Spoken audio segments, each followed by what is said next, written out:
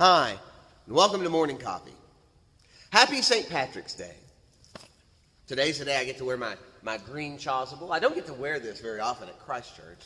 This is the garment that a priest wears when they celebrate the Eucharist, Holy Communion. I have my rosary that my parents bought me in Dublin, Ireland when they were there. It even has little shamrocks on them. The shamrock is, by tradition, how Patrick taught the Irish about the Trinity. 3 leaves and yet one shamrock, 3 persons yet one God. Well, now, I know St. Patrick's Day is a wonderfully holy day for so many people. In our culture, the holiness usually revolves around drinking beer, maybe eating corned beef and cabbage, and everybody pretending to be Irish for a day. But I want to remind you why there is a St. Patrick's Day, who that man was that we celebrate today. Patrick was not born in Ireland. He was born in Britain in the 5th century. Back then, it was still held by the Romans, part of the Roman Empire. His father was a deacon in the church, but Patrick was not a Christian. He had not made a profession of faith. And he was kidnapped by Irish pirates.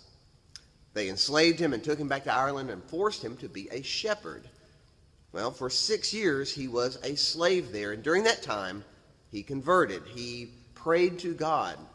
He remembered back to what the church and his father had taught him. So he converted, and he felt like God was telling him, now's the time to leave. So he left, he escaped, he went back to Britain.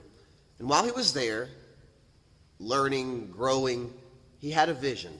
And the vision included a very holy man who gave him letters. And one of the letters that this holy man gave him in the vision was from the people of Ireland, begging him to come back to them with the faith. Well, Patrick studied to be a priest. He actually went to Europe, studied to be a priest.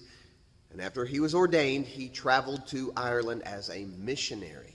That's right, St. Patrick was really a missionary to Ireland.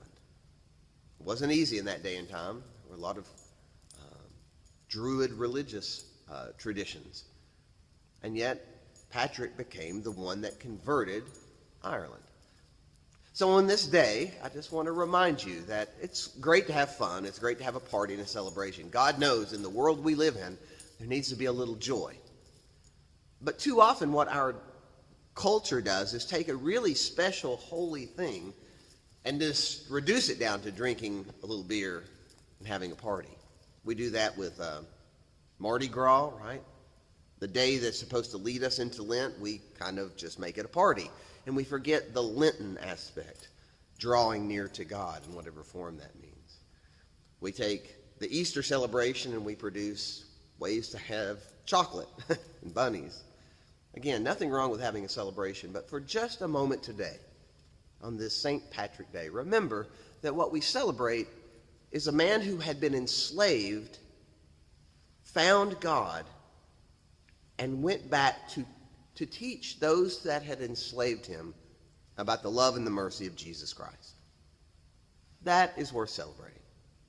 And I really do hope that you have a great St. Patrick's Day.